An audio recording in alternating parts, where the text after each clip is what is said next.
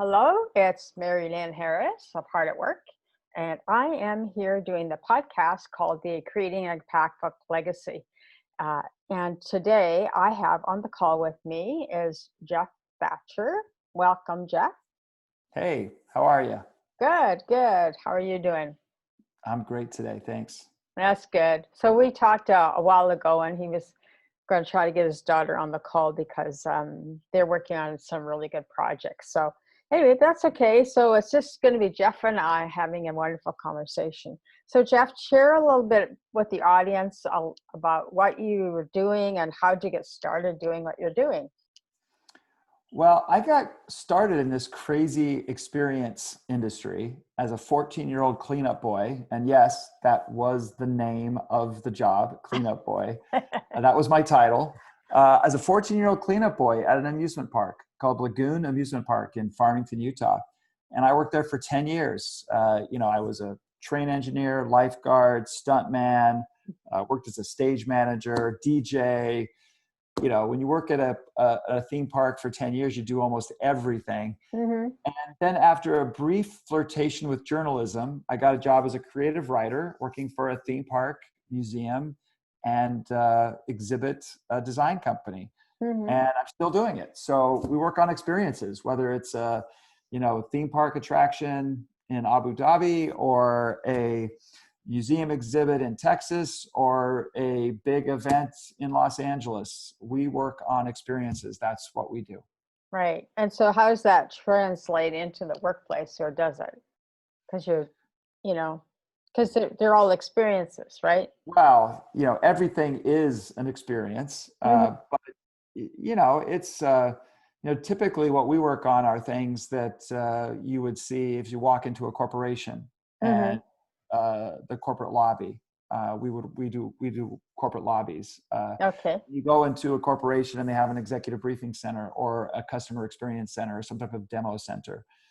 We would do something like that. Mm-hmm. We also, of course, do museums and theme parks and zoos and other experiences that way. So but from a corporate perspective, it's really about creating brand experiences inside corporate headquarters or other corporate centers.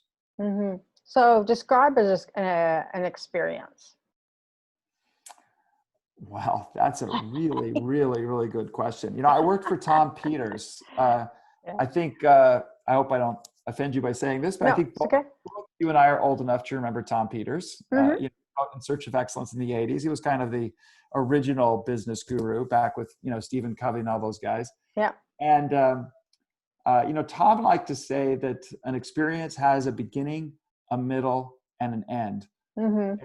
And what I think he meant by that, and what I believe, is that the best experiences are based upon a story.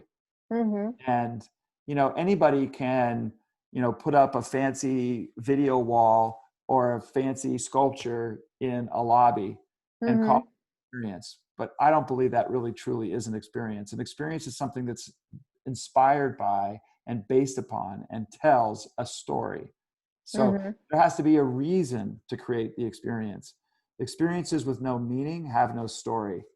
Mm-hmm. So if you ask me what an experience is a story brought to life. Okay. So as you're describing that, I kind of think of cartoons coming together. Well, it was funny. Cartoon characters. One of the coolest projects I got to work on is I was the creative director for the grand opening of Warner Brothers World Abu Dhabi. Mm-hmm. And inside Warner Brothers World Abu Dhabi, of course, there is bedrock, which is the Flintstones. Yeah. Right? Yeah. It's a themed land that looks like bedrock. And then you go into Dynamite Gulch, which is, Wile E. Coyote and the Roadrunner. Mm-hmm. And then finally Cartoon Junction, which is, the Looney Tunes and Bugs Bunny and Daffy Duck and Scooby-Doo and Tom and Jerry and all these great cartoon characters. So I got to work with these cartoon characters as part of my role in the creative director for the grand opening launch of that amazing theme park in Abu Dhabi. Yeah, because as you're thinking like cartoon characters, it's because more and more people are turning their names or their faces into avatars or cartoons, right? To represent them, right? It's sort of like something to hide behind while they get to do what they want to do behind their avatar, So rather than showing up with their real face, they have the cartoon character. So anyway, so what do you, Augmented reality is certainly an exciting frontier yeah, for cartoons and what we can do with ourselves and turning ourselves into cartoons. right, right. So you experience do a lot of that kind of work as well? Well, most of the experiences that we work on are what we would call multimedia experiences. Mm-hmm. So it's not just about architecture. It's not Right, just about exhibit design. It's not just about industrial design. It's not just about media design or, media production and film and video. It's also interactive.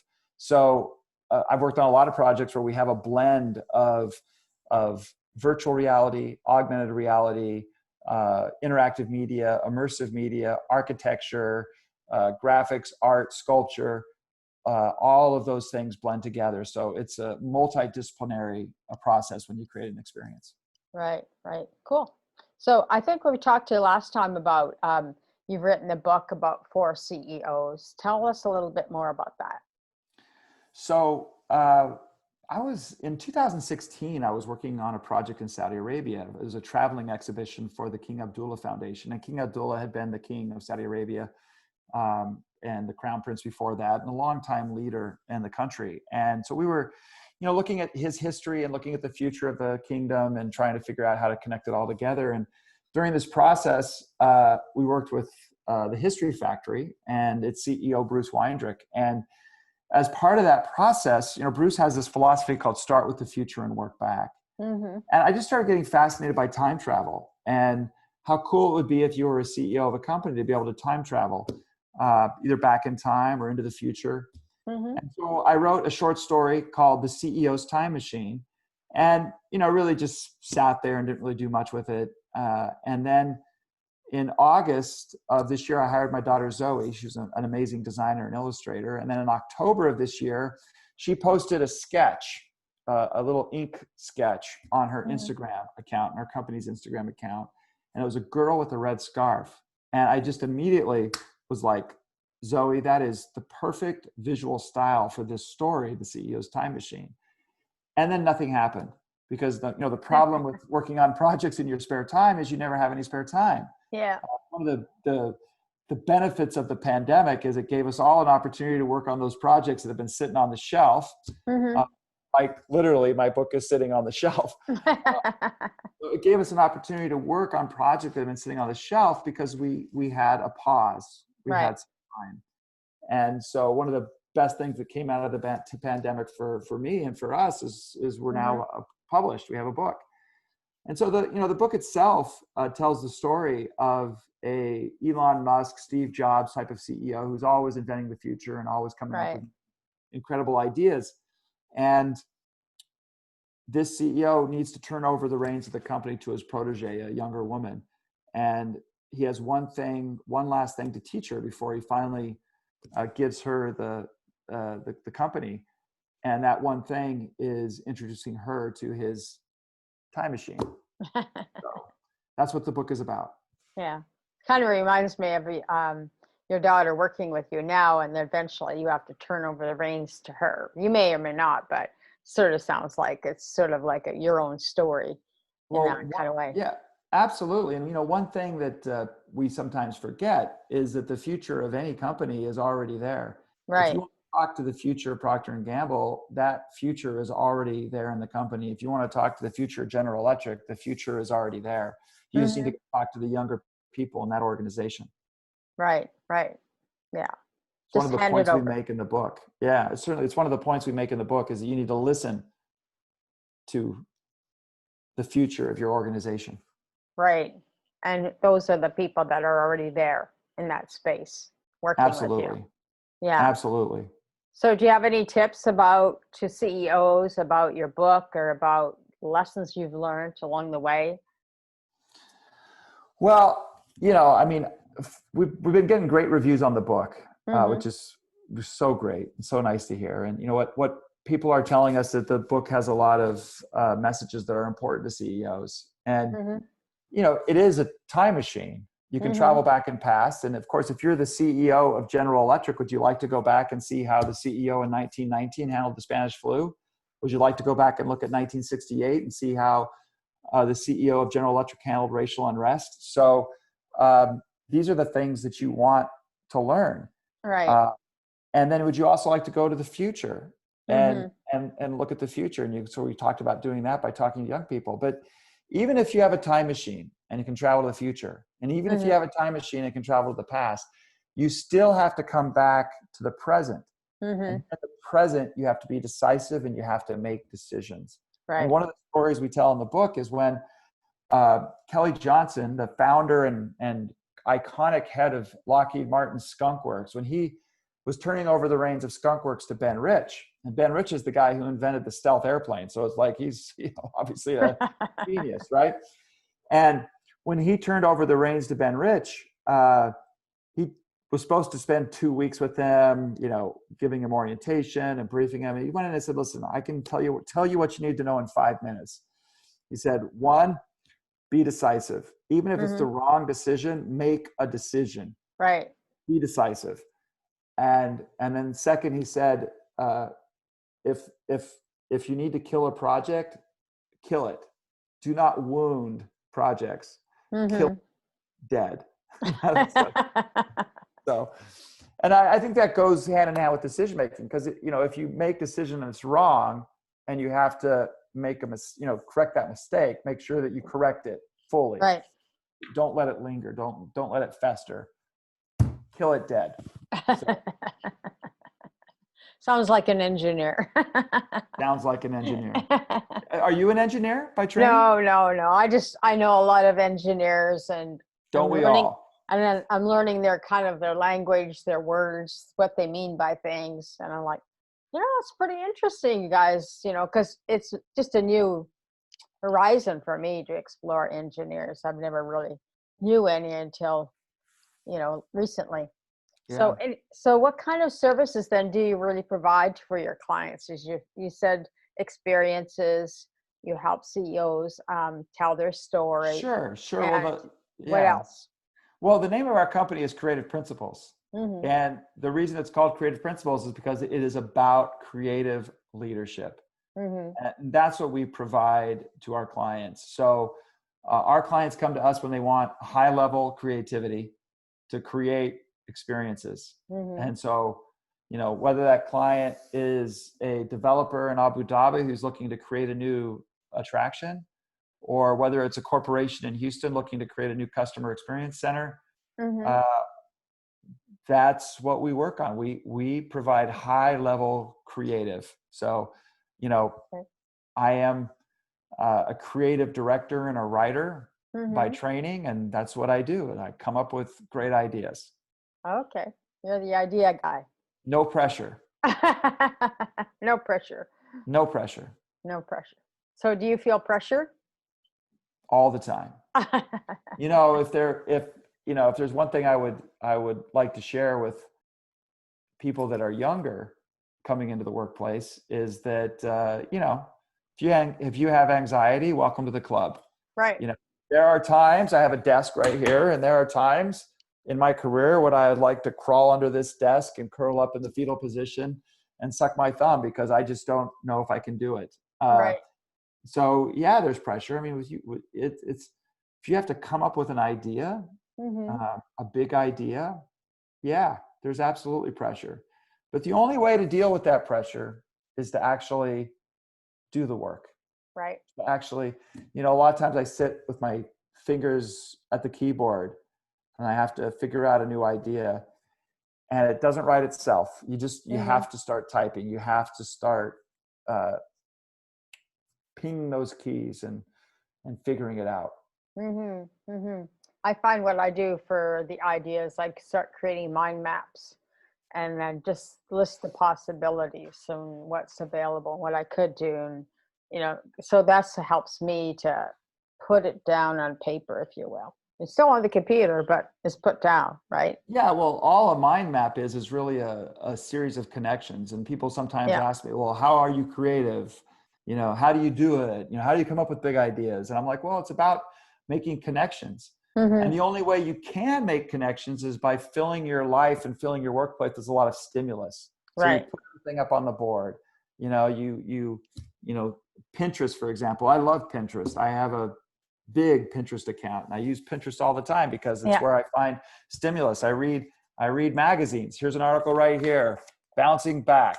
So how the theme park industry is going to bounce back from that. I got, obviously everything from Harry Potter up there to, other art books and different things. So you've got to surround yourself by stimulus.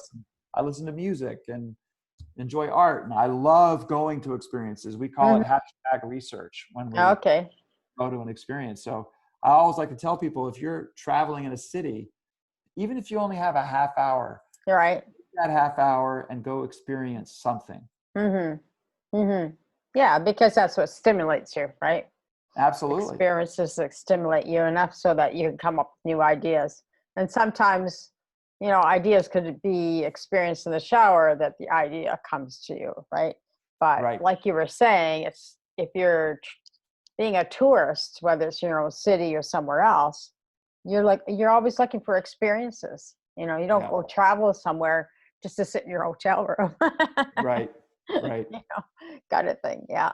So, can you share some tips or ideas or people who want to maybe have an experience or want to have an experience with you, or what are some things that you want to share about that? Well, I think the most important thing for anybody to learn if they're getting ready to create an experience is there are formulas that work. And I would recommend that if you're doing an experience for the first time, you kind of stick to those formulas that work. And in fact, the book, The CEO's Time Machine, is written like a theme park attraction. It's written like an experience. And the best experiences in the world, they have 5 really steps to them. First, you need to attract people into the story. You need to draw them into the experience. And you usually do that with some type of icon. In the case of the book, that's a garage door, that comes up and down. Next, in any experience, you go into a queue. You have to line up. There's anticipation, but the most important thing that can happen in that queue is you build trust. So first, you attract their attention. Second, you build trust. I mean, Zoe, my daughter, when she went to the Harry Potter attraction at Universal Studios for this time, and we were inside Hogwarts Castle, she turned to me and she said, "Dad, this is legit." Trust was immediately built. So you attract them, you draw them in, you build trust. And then the next thing you have to do is you have to give them the information they need to move forward in the journey. And again, the book is written that way. We attract and draw them in through the garage. Then we take them through a winding hallway full of historical artifacts. Then the book, it opens up into a rotunda. And I won't get into all the details of the book, but all experiences have some type of pre-show, some type of experience where they give you the information you need to move forward in the journey. Right. But after you attract and draw them in, after you build the trust, after you give them the information you need to internalize in an emotional way that story. And that might happen in the main attraction. At the Holocaust Memorial in Washington, D.C., that happens when you're immersed in the tragic scale of the Holocaust. The story really hits your heart and really hits home. And then the final point of this, after you draw their attention and draw them in, after you build trust, after you give them the information you need, and after you help them internalize that story, is you want them to do something. You want them to act. Right.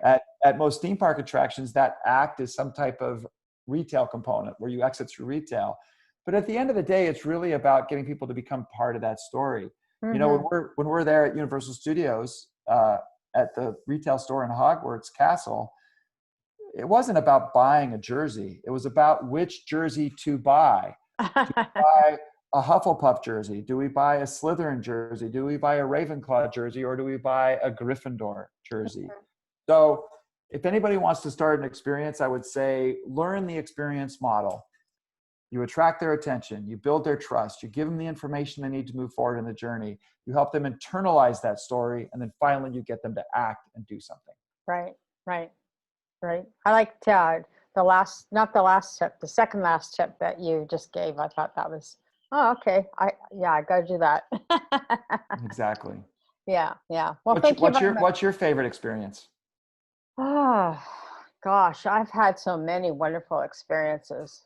Just doing the podcast is a great experience because I get to meet so many wonderful, talented people and who are really just doing what they love to do, and so that's inspiring to me.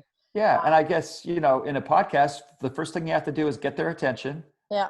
Then you have to build trust with the person you're interviewing. Mm-hmm. Then you have to get a little information out, then hopefully internalize the heart of the message and then get them to do something. Right. Right. Right. And of Yeah. course, in our podcast today, what we want them to do is go to www.ceotimemachine.com or Amazon.com and buy the CEO's Time Machine book. Anyway. Yeah, exactly. You know, like it's whatever, it's your book or something else, you know, we want you to go out and share my thing is always getting the people that I interview to share their video or their call, their interview to, you know, so they can, because it's really it's not just about me promoting myself, it's about me helping you to promote you. Yeah. And like for you, you're probably really good at it, but there's so many people that aren't. And so it's about, okay, just take your link and go share it, you know, Yeah. just I have some fun understand. with it, you know, Yeah. kind of thing. Yeah. So yeah, so that's my biggest challenge is just getting people to take action. Yeah. Yeah. But anyway, it's been great having this conversation with you, Geoff. I've enjoyed it. And I'm sure many others that are going to be watching this show will be really enjoying your conversation and your ideas and your aha moments that you have as well. So Thank you so much. thank you so much for taking the time to be with me today. So in the meantime, you'll find Geoff at podcasts.hardatworkonline.org. And you'll also be on Anchor under Impactful Legacy. And but anyway, thank you for joining me. And don't forget to be kind to each other. That's my message. Okay, thank you. Bye-bye. Be kind. Thanks.